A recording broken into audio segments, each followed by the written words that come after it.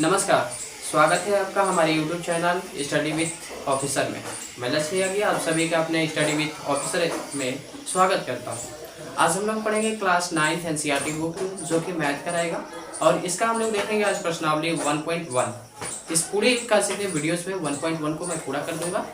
चलिए तो हम लोग चलते हैं अपने बोर्ड पे और क्वेश्चन को पढ़ते हैं, साथ साथ में अपने सॉल्यूशन को भी देखते हैं। क्वेश्चन नंबर 1 है, क्या शून्य एक परिमेय संख्या है? क्या आप इसे p/q के रूप में लिख सकते हैं जहां p और q पूर्णांक है और q नॉट इक्वल टू 0 है। ठीक है, ऐसा साइन को नॉट इक्वल टू बोला जाता है। अच्छा, इस प्रश्न को करने से पहले हमें थोड़ी सी कुछ जानकारियां इकट्ठा करनी पड़ेगी। अब जानकारी क्या है कि बाबू, सबसे पहले तो ये जानो कि परिमेय संख्या कहते किसको है, यानी कि परिमेय संख्या हम लोग कह किसको सकते हैं।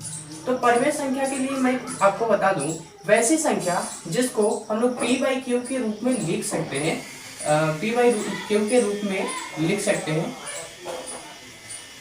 उसी को हम लोग क्या करते हैं, परिमेय संख्या करते हैं। ठीक है, परिमेय संख्या वैसी संख्या है जिसको p/q के रूप में लिख सकते हैं। लेकिन आपको याद रखना है कि आपका जो अंश और हर इसको बोलते हो ना, ये होता है हमारा अंश और नीचे वाला हमारा हो जाता है हर। अब देखो, अंश तुम्हारा 0 रह सकता है बट हर क्या होना चाहिए, 0 नहीं होना चाहिए। यही मेरे कहने का मतलब है। आ जाओ प्रश्न पे चलते हैं। जैसे थोड़ा सा इसका एग्जांपल मैं देता हूँ। ठीक है, जैसे मान लो तुम 5/6 लिख सकते हो, 5/8 लिख सकते हो, ये सभी तुम्हारे क्या है, 5/9 लिख सकते हो, ये सभी तुम्हारे क्या है, परिमेय संख्या है। अब प्रश्न आता है कि क्या शून्य एक परिमेय संख्या है? तो हम लोग कहेंगे हाँ, शून्य एक परिमेय संख्या है। इसका सॉल्यूशन मैं दे रहा हूँ। हाँ, शून्य एक परिमेय संख्या है। ठीक है, अब कोई ये कहेगा कि ठीक है भैया, तुमने तो डायरेक्टली बता दिया ना परिमेय संख्या है, लेकिन एक चीज बताओ कि ये कैसे है। तो भैया आप कहना कि हम लोग क्या कर सकते हैं बाबू, उसको हम लोग ऐसे लिख सकते हैं। ठीक है, इस तरीके से आप सॉरी, यहाँ पे 0 होगा, 0/3, 0/4, 0/5 ऐसे करके आप लिख सकते हो। अब मेरे कहने का मतलब, यहाँ पे समझाने का क्या मतलब था कि आपका ये नीचे वाला जो है ये 0 नहीं रहना चाहिए, और ये प्रश्न में भी लिखा हुआ है कि आपका q 0 के इक्वल नहीं रहना चाहिए। अर्थात मेरे कहने का मतलब है कि आप ऐसे मत लिख देना, मतलब नीचे भी 0 मत बना देना, नीचे कोई भी संख्या लिख देना, ऊपर 0 रह सकता है। तो इसका मैंने आंसर आपको दे दिया। हाँ, शून्य एक परिमेय संख्या है जहां पे मैं ऐसे लिख सकता हूँ 0/2, 0/3, 0/4, 0/5 या फिर और भी कुछ लिख सकते हैं। ठीक है, आई होप, मैं आशा करता हूँ कि आपको यहाँ तक समझ में आ गया। चलिए तो अब आते हैं हम लोग नेक्स्ट सवाल, जो कि हमारा सवाल नंबर 2 है। प्रश्न देखिए यहाँ पे कह रहा है कि 3 और 4 के बीच में 6 परिमेय संख्या ज्ञात कीजिए। एक चीज आपको ध्यान रखना है कि एक मतलब दो संख्याओं के बीच में बहुत सारी परिमेय संख्या होती है। मतलब आप कहने का मेरा मतलब है कि भैया आप किसी दो अंक, 2 डिजिट के बीच में कितना भी परिमेय संख्या बता सकते हो। जैसे यहाँ पे पूछा है ना कि 3 और 4 के बीच में 6 संख्या निकालिए, 6 परिमेय संख्या बताइए। आपको करना कुछ नहीं है इस चीज में, बस एक चीज का याद रखना है बाबू कि जब भी नीचे वाली संख्या होगी, मतलब जो जैसे मान लो कि ये ऊपर की संख्या होगी, ये नीचे की, तो ये संख्या दोनों वाली संख्याओं का क्या रहना चाहिए, सेम रहना चाहिए। इस चीज को याद रखना। ठीक है, सेम लिख देता हूँ यहाँ पे, सेम रहना चाहिए। मतलब मेरे कहने का, अगर यहाँ पे तुम्हारा 10 आता है तो ये भी तुम्हारा 10 होना चाहिए। यहाँ पे तुम 20 लिखते हो तो ये भी तुम्हारा कितना होना चाहिए, 20 होना चाहिए। देखो आ जाओ दिखाता हूँ।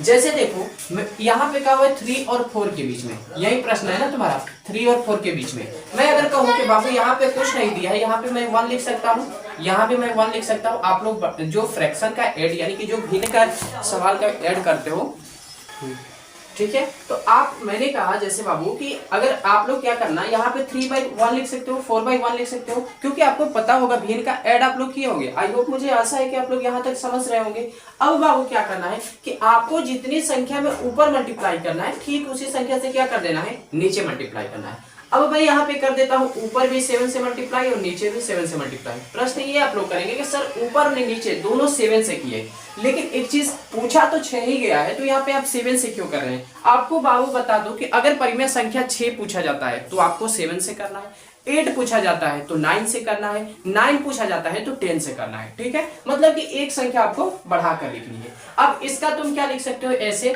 अगर मल्टीप्लाई कर लो तो 3 7 21, 21 अपॉन में 7 ये लिखोगे बाबू। मुझे आशा है कि आप लोग यहाँ से अच्छे तरीके से समझ रहे होंगे। आगे आ जाओ, मैंने क्या कहा था कि ये अगर यहाँ पे 7 आया तो इसका भी नीचे वाली कितना संख्या आनी चाहिए, 7 आना चाहिए। तो इसका मतलब क्या है, इसमें भी मल्टीप्लाई 7 से कर दो, ऊपर भी और नीचे भी। तो इसका कितना आपका आ जाएगा 27/7, यानी देखिए इसका आंसर कितना आया 21/7 और इसका आ गया 28/7। यानी कि मेरे कहने का मतलब है आपको अब परिमेय संख्या मिल जाएगी। इन दोनों संख्याओं के बीच में जो भी संख्या एडजेक्टिव लिख दीजिए, जैसे 22/7, 23/7, 24/7, 25/7, 26/7 और 27/7।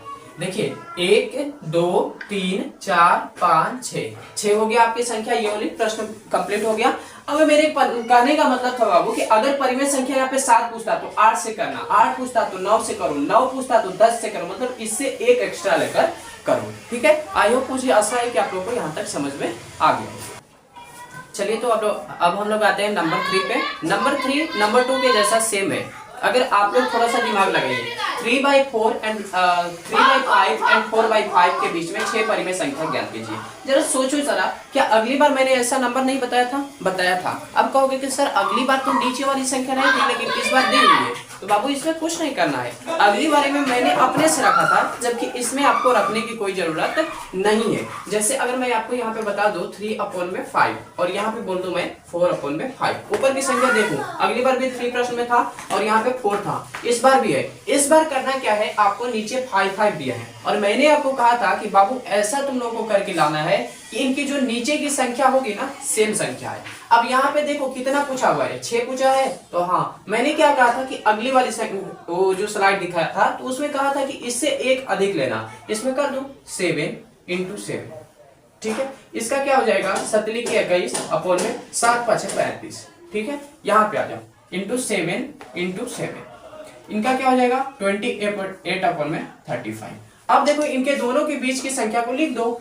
अब यहाँ पे हो जाएगा 22/35, 23/35, 24/35, 25/35, 26/35 और ये हो जाएगा 27/35। काउंट करो 1 2 3 4 5 6 हो गया। ये वाला प्रश्न कंप्लीट, यानी कि ये 6 संख्या क्या होगी, हमारी 6 परिमेय संख्या ज्ञात हो गई। नंबर 4। चलो तो अब नंबर 4 पे आते हैं। नंबर 4 का प्रश्न आपसे किया है कि नीचे दिए गए कथन सत्य है या असत्य, कारण सही तो उत्तर बताइए।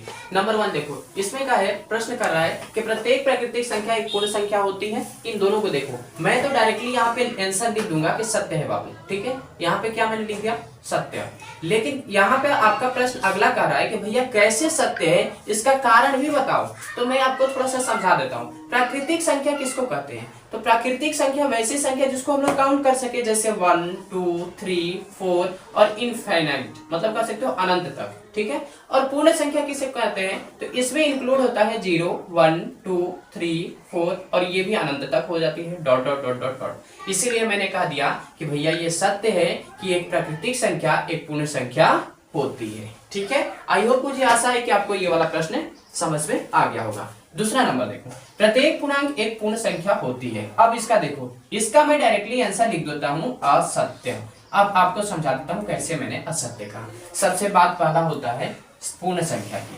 पूर्ण संख्या किसको कहते हैं? जस्ट देखो, पूर्ण संख्या मैंने अभी बताया वैसी नंबर जिसको हम लोग काउंट कर सके, जैसे 1 2 3 4 5 एंड एक्स्ट्रा, मतलब ये और भी नंबर को बता सकते हो। लेकिन पूर्णांक किसको कहते हैं? ये तो प्रश्न खड़ा होता है ना। तो पूर्णांक बाबू उसको कहते हैं जिसमें आपका -1 -2 -3 ऐसा भी नंबर आ जाता है। इसमें मतलब ऋणात्मक और धनात्मक दोनों नंबर आते हैं। तो मैं आपको एक चीज बता दूं कि जैसे अगर मैं लिख देता हूँ 5/4, तो क्या ये पूर्ण संख्या है? तो कहेंगे नहीं। तो इसीलिए ये असत्य है, क्योंकि यहाँ पे आप आंसर में बता सकते हो, क्योंकि 5/4 पूर्णांक तो है लेकिन पूर्ण संख्या नहीं है। ठीक है, पूर्ण संख्या नहीं है। ओके, आई होप आप लोगों को यहाँ तक समझ में आ गया होगा। एक प्रश्न और बचा हुआ है, इसको देख लेते हैं। चलिए तो अब हम लोग इस प्रश्नावली का लास्ट एक प्रश्न बचा हुआ है, उस प्रश्न को देख लेते हैं। प्रश्न देखो, नंबर थर्ड है प्रत्येक परिमेय संख्या एक पूर्ण संख्या होती है। पहले तो मैंने कई बार आपको पूर्ण संख्या बता दिया, भैया पूर्ण संख्या किसको कहा जाता है। अब परिमेय संख्या भी मैंने आपको बताया हुआ है कि परिमेय संख्या किसको कहते हैं बाबू, जहां पे p/q के रूप में लिख सके। तो क्या तुम p/q को पूर्ण संख्या मानोगे? नहीं मान सकते ना। तो उसी तरीके से इसका भी क्या आंसर हो जाएगा आपका, असत्य हो जाएगा।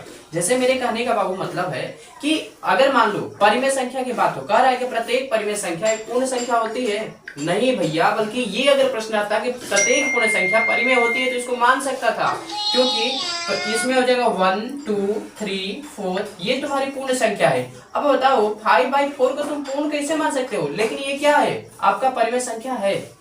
आई होप, मुझे आशा है कि आप लोग को यहाँ तक समझ में आ गया होगा। तो ये वीडियोस आपको अच्छी तरीके से समझ में आया है तो हमारे चैनल को सब्सक्राइब कर लीजिएगा।